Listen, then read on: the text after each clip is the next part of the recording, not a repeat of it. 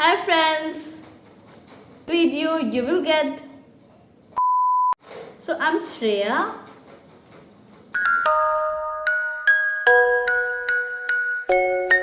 Hi friends, welcome to our YouTube channel. I'm Shreya. In this video you will get to know how to complete a chapter in a proper way. For that मैंने इसमें अपने सारे study tips लिख के रखे हैं और इसको मैं जो मैं करती हूँ जैसे मैं करती हूँ अपने तरीके से वो मैं आपको बताऊँगी. So let's get started. So to complete a chapter in a proper way, the first step would be watch a lecture before reading NCERT. So NCERT पढ़ने से पहले लेक्चर देखने का ये फ़ायदा रहेगा कि आप जो लेक्चर में देख रहे हैं उसको NCERT रीड करते समय आप लोग को समझ आने लगेगा. इसलिए always watch a lecture before NCERT reading. ऐसा नहीं है कि NCERT रीडिंग ही सिर्फ करते जा रहे हैं लेक्चर के पहले, ऐसा नहीं है. पहले लेक्चर देखना है, पहले समझना है, फिर NCERT के लाइनों को देखना है. लेक्चर देखने के बाद the second step would be NCERT reading या NCERT रीडिंग. लेक्चर देखने के बाद आपको NCERT रीडिंग करना है. उसमें जो important words and important lines है उसको हाईलाइट करना है. ये तो आप लोग करते ही होंगे, बट उसको ऐसे हाईलाइट करने के बाद उसको क्वेश्चंस भी करना है. WWH आपको तो पता ही होगा. WWH what, why and how.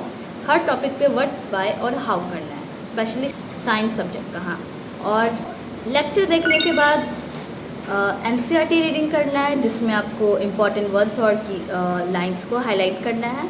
फिर उसके बाद उसको क्वेश्चंस भी करना है. क्वेश्चंस लिख देना है कि क्या क्या क्वेश्चंस उस पर्टिकुलर टॉपिक से बन सकते हैं NCERT बुक में. बहुत सारे क्वेश्चंस नहीं लिखने, ऐसा क्वेश्चन बनाइए जिससे आपका एक टॉपिक पूरी तरह से कवर हो जाए. और फिर क्वेश्चंस बनाने के बाद आपको उन क्वेश्चंस को कॉपी में लिखना है, फिर उसको प्रैक्टिस करना है. इससे आपका आंसर राइटिंग का भी प्रैक्टिस हो जाएगा. अगर आपको नहीं याद है आंसर तो आप फिर से रीडिंग कर सकते हैं. इस बार रीडिंग करिएगा तो इम्पॉर्टेंट लाइंस को देखिएगा. पूरा रीडिंग नहीं करना है, बस इम्पॉर्टेंट लाइंस को देख के उसके बाद खुद से सोचना है कि हाँ उसके बारे में मैंने क्या पढ़ा था. सो ये आपको करना है. और फिर माई step 3 would be of revision. So how to do revision of that chapter, so you can practice more questions. So for revision पहले आपको क्या करना है, NCERT रीड करना है. उसके बाद रिवाइज करने के लिए क्या करना है, उसके NCERT रीडिंग करने के बाद आधे घंटे या 1 घंटे बाद आपको जस्ट रिवाइज कर लेना है. अगर हो सके तो शाम में, तो रात में आपको 10 मिनट्स लगेंगे रिवाइज करने में, 10 to 20 मिनट्स. एंड उसको रिवाइज कैसे करना है, जो इम्पॉर्टेंट लाइंस और इम्पॉर्टेंट कीवर्ड्स है उसको फिर से पढ़ना है. और उसको पढ़ते पढ़ते एक वर्ड आपने देखा तो उसको अपने दिमाग में एक्टिव रिकॉल करना है. मैंने इसके बारे में क्या पढ़ा था. सो इससे आप रिवाइज कर सकते हैं. रिवीजन के लिए मैं एक अच्छा सा वीडियो बनाऊंगी जिसमें हाउ टू रिवाइज, इसमें मैं अच्छे से एक टॉपिक पे वीडियो बनाऊंगी जिसमें आपको बताऊंगी कि हर सब्जेक्ट को कैसे रिवाइज करते हैं. सो मैथ्स के लिए इसका अलग ट्रिक होता है. मैथ्स के लिए तो आपको जस्ट प्रैक्टिस करना है क्वेश्चन. जितना आप क्वेश्चन प्रैक्टिस करेंगे उतना आपका रिवीजन होगा. सो जो मैं बताई हूँ ये तो थ्योरी सब्जेक्ट के लिए हो गया कि आपको रीड करके रिवाइज करना है, science and SST. And so the step 4 would be of question practice.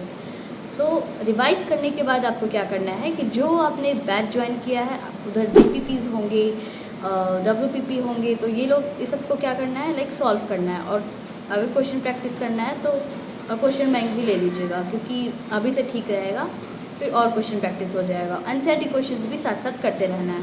सो पहले मैं बोलूँगी NCERT क्वेश्चंस, नहीं तो पहले DPP, NCERT question, then question bank. So इस तरह आपको क्वेश्चन प्रैक्टिस करना है. इसके करने के बाद आपको क्या करना है, उसको लिख लेना है. Now our last step, that is step 5, is of notes making. So question practice करने के बाद you have to make notes. Yes, question practice करने के बाद नोट्स बनाना है जिसमें आपको समझ आ जाएगा कि क्या इम्पॉर्टेंट है क्या नहीं इम्पॉर्टेंट है. सो वही इंक्लूडेड रहेगा नोट्स में जो इम्पॉर्टेंट है. सो सारे सब स्टेप्स करने के बाद the last step is of notes making. So last में नोट्स बनाना है. ओके, सो ये सब स्टेप्स कंप्लीट हो गए. अब आपको पता चल गया कि एक चैप्टर को अच्छे से कैसे कंप्लीट करना है. Question practice is more important. जितना आप क्वेश्चन प्रैक्टिस करिएगा उतना ही आपको ज़्यादा चैप्टर अच्छे से याद होगा. So this is how I study. And मैंने आपको ये टिप्स भी दे दिए हैं कि कैसे सारे चैप्टर को कंप्लीट करना है एक प्रॉपर वे में। अगर आपको कुछ कन्फ्यूज़न और डाउट्स है तो कमेंट सेक्शन में बताइएगा। Then stay tuned with me for more videos. So bye.